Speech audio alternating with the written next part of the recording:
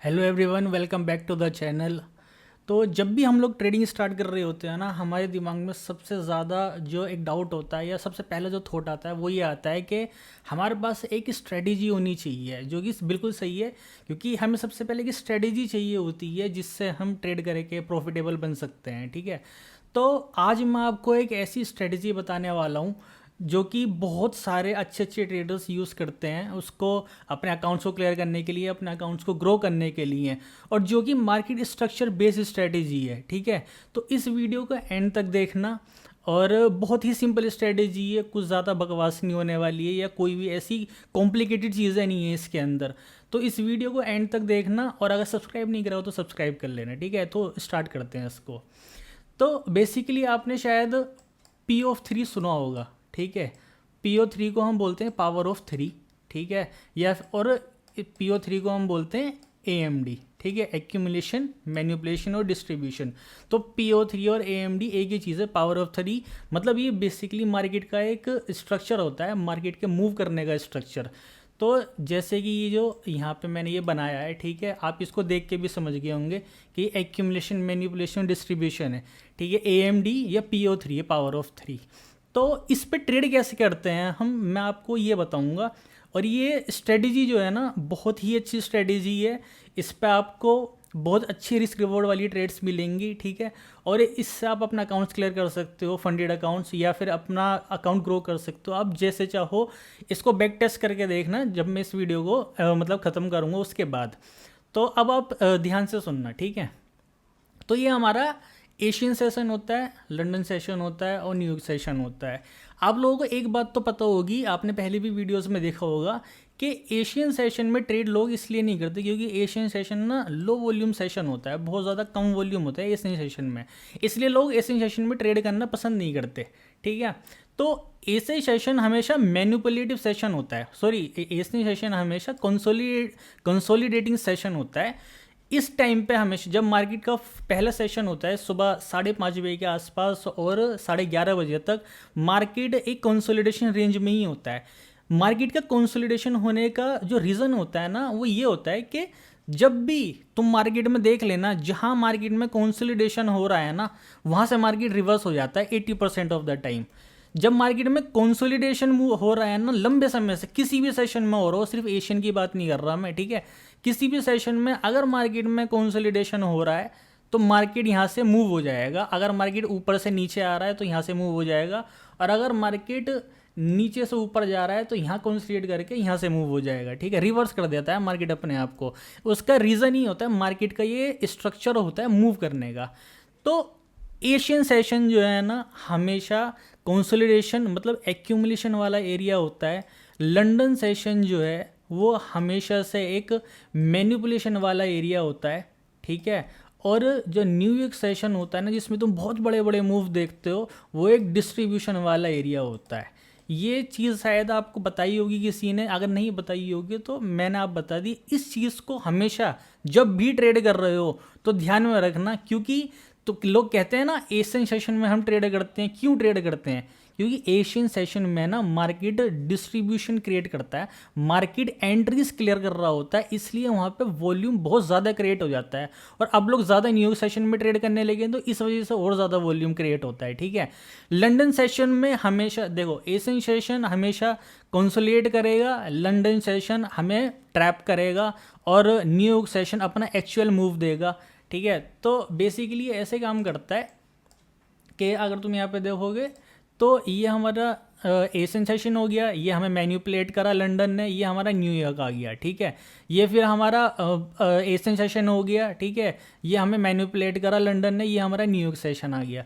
फिर हमारा Asian session हो गया, ये हमें मैनिपुलेट करा लंदन ने। ठीक है, ये हमारा न्यूयॉर्क सेशन आ गया। कुछ इस तरीके से मार्केट मूव कर रहा है। ठीक है, और कुछ इस तरीके से ही लोग ट्रेड करते हैं, जो कि बहुत ज़्यादा स्मार्ट तरीका होता है। अगर तुम्हें पीओ थ्री कोई साइंटिफिक तरीका नहीं है, या P(3) को इतनी डिफिकल्ट चीज़ नहीं है कि यार P(3) कैंडल समझ लेते हैं, ये कुछ समझ लेते हैं, ऐसा कुछ नहीं है भाई। P(3) power of 3, accumulation, manipulation, distribution, ये तीनों चीज़ ना अगर तुम सेशन के साथ अलाइन कर दोगे तो बहुत ज़्यादा सिंपल है। देखो, अभी तुम्हें 1 मिनट के अंदर समझा दिया मैंने कि AMD क्या होता है, मार्केट का स्ट्रक्चर क्या होता है। अब तुम समझ गए होगे कि हमें लंदन सेशन में ट्रेड करना है, ठीक है।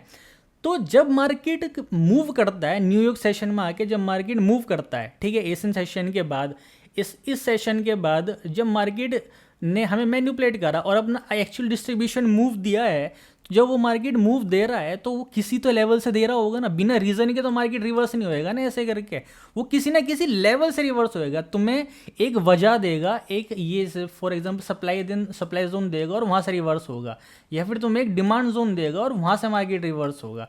तो तुम्हारे पास एक वजह ज़रूर होगी, क्योंकि मार्केट बिना रीजंस के कभी भी मार्केट ना मूव नहीं देता। Actual move, logical move, institutional move, जो भी तुम बोलो, वो मार्केट हमेशा रीजन से देता है, लेवल से देता है, ठीक है। की levels, support, resistance, order block, कुछ भी कह सकते हो तुम, ठीक है।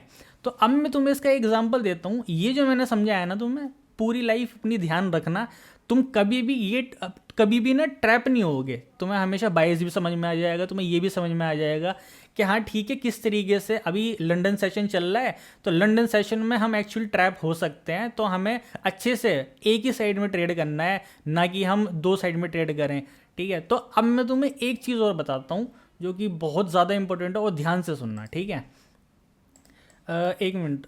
तो जैसे ये एशियन सेशन है, फॉर एग्जांपल ये हमारा एशियन सेशन है, जब भी मार्केट एशियन सेशन में मूव कर रहा है और मार्केट ने एशिया का लो लिया, तो मार्केट दोबारा एशिया का हाई लेने जाएगा, ठीक है। अगर मार्केट ने एशिया का हाई पहले लिया तो मार्केट एशिया का लो लेने जाएगा। 80% ऑफ द टाइम ये काम करेगा, ठीक है। 80% ऑफ द टाइम ये काम करेगा, गारंटीड, लिख के दे सकता हूँ मैं। बहुत सारी ट्रेड तो मैं इस लॉजिक पे देता हूँ, क्योंकि हमेशा एशिया के बाद मार्केट रिवर्स हो जाता है। अगर एशिया जोन का लो ले लिया ना मार्केट ने, 80% ऑफ द टाइम वो तुम्हें हाई दे देगा। मतलब अगर लो पे एशिया का लो मार्केट ने लिया, स्वीप करा, तो हाई तुम्हें 80% ऑफ द टाइम मिल जाएगा, ठीक है। और अगर हाई स्वीप करा पहले, तो लो 80% ऑफ द टाइम मिल जाएगा। तुम्हें 22 कुछ चेक करने की ज़रूरत नहीं है। ये इतनी ज़्यादा बढ़िया तरीके से मार्केट यहाँ पे काम करता है ना, कि तुम बहुत अच्छा पैसा बना सकते हो, अपने अकाउंट्स वगैरह भी क्लियर कर सकते हो। तो मैं तुम्हें एक एग्जाम्पल से ये समझा देता हूँ, ठीक है। तो ये 15 मिनट का चार्ट है GBP USD का, और ये अभी जो करंट ट्रेड मैंने तुम्हें GBP USD की दी थी, उस पर ही मैं तुम्हें ये समझा रहा हूँ, ठीक है। उस पर एग्जाम्पल पे इसको बैक टेस्ट करके देखना बहुत अच्छे से, ठीक है। और मैं ये भी बताऊँगा अभी किस दिन ये नहीं काम करती है स्ट्रेटेजी, ठीक है। तो अगर तुम यहाँ पे देखोगे तो यहाँ पे मार्केट ने लिक्विडिटी स्वीप करी और मार्केट ने यहाँ से मूव करा, ठीक है। और मार्केट ने चेंज ऑफ करेक्टर दे दिया, क्योंकि मार्केट हमारे 4 आवर के जोन पे था। ये इसलिए नहीं दिया है कि 4 आवर के जोन पे था मार्केट हमारे, ये इसकी वजह नहीं है। ये इसकी वजह है कि मार्केट ने अगर लो लिया है, देखो पहले भी मैं तुम्हें दिखा देता हूँ, ठीक है। यहाँ पे एक मिनट रुको, यहाँ पे अगर तुम देखोगे ये हमारा एशिया सेशन है, ठीक है। मार्केट आया ऊपर, एशिया सेशन का हाई लिया और मार्केट ने एशिया का लो लिया, ठीक है। इससे पहले भी मार्केट ने सेम ऐसे ही करा। यहाँ पे देखो मार्केट ने एशिया का हाई लिया और एशिया का लो लिया, ठीक है। तो मार्केट एशिया का हाई लेगा तो फिर एशिया का लो लेने जाएगा। एशिया का हाई अगर स्वीप करता है तो फिर एशिया के लो को टारगेट करता है वो, ठीक है। और अगर एशिया के लो को स्वीप करता है तो एशिया के हाई को टारगेट करता है। अब यहाँ पे ये ट्रेड थी, तो इस ट्रेड से समझो, ठीक है। तो यहाँ पे मार्केट ने देखा, तुमने मार्केट ने यहाँ पे लिक्विडिटी स्वीप करी। लिक्विडिटी स्वीप करने के बाद मार्केट ने यहाँ से मूव दिया और हमें एक चेंज ऑफ करेक्टर दे दिया। चेंज ऑफ करेक्टर के बाद मार्केट वापस यहाँ पे आया और यहाँ पे हमारा एशिया सेशन बना, ठीक है। एशिया में मार्केट ने कंसोलिडेट करा, कोई ऐसा बड़ा एक्चुअल मूव नहीं दिया, ठीक है। अभी हम कंफ्यूज हैं कि मार्केट कहाँ जा सकता है, क्योंकि ये भी लिक्विडिटी स्वीप है और ये भी लिक्विडिटी स्वीप है, ठीक है। एक्चुअल अगर तुम देखो तो ये भी लिक्विडिटी स्वीप है, यहाँ की भी लिक्विडिटी मार्केट ने निकाल दी, और यहाँ पे भी लिक्विडिटी स्वीप करके गया तो मार्केट, यहाँ की भी मार्केट ने लिक्विडिटी निकाल दी। तो एक्चुअल मूव अभी हमें पता नहीं है। ऐसे भी हो सकता है मार्केट इसे ब्रेक करके नीचे चला जाए, ठीक है, कोई कन्फर्मेशन नहीं है। और ऐसे भी हो सकता है कि मार्केट यहाँ से ऊपर चला जाए।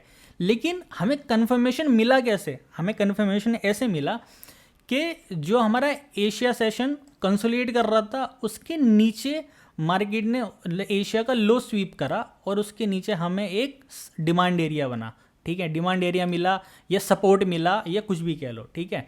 तो उसके नीचे हमें एक डिमांड एरिया मिला और उस डिमांड एरिया को टैप जैसे ही मार्केट ने करा, ऊपर गया, चेंज ऑफ करेक्टर दिया, रिवर्स करा और अपना डिस्ट्रीब्यूशन मूव दे दिया। क्या बोला मैंने? डिस्ट्रीब्यूशन मूव दे दिया, ठीक है। तो यहाँ पे AMD ही काम करा है, लेकिन ये स्ट्रेटजी के वे में काम करा है। यहाँ पे PO3 ही काम करा है, लेकिन ये स्ट्रेटजी के बेस पे काम कर रहा है, ठीक है। कैसे, मैं तुम्हें समझाता हूँ। ये जो हमारा मूव था, ये हमारा एक्यूमुलेशन मूव था। ये जो हमारा मूव था, ये हमारा मैनिपुलेशन वाला मूव था। और ये जो हमारा मूव था, ये हमारा डिस्ट्रीब्यूशन वाला मूव था, ठीक है। तो ये एक्यूमुलेशन हो गया, ये मैनिपुलेशन हो गया और ये डिस्ट्रीब्यूशन हो गया। तो ये हमारा AMD का कॉन्सेप्ट है और हम इसे एशिया स्वीप स्ट्रेटजी भी बोलते हैं या फिर रिवर्सल स्ट्रेटजी भी बोलते हैं, आप कुछ भी इसको बोल सकते हो, ठीक है। तो अब ये स्ट्रेटजी कैसे काम करती है, इसके कुछ पॉइंट्स हैं जो कि तुम्हें समझना ज़रूरी है, ठीक है।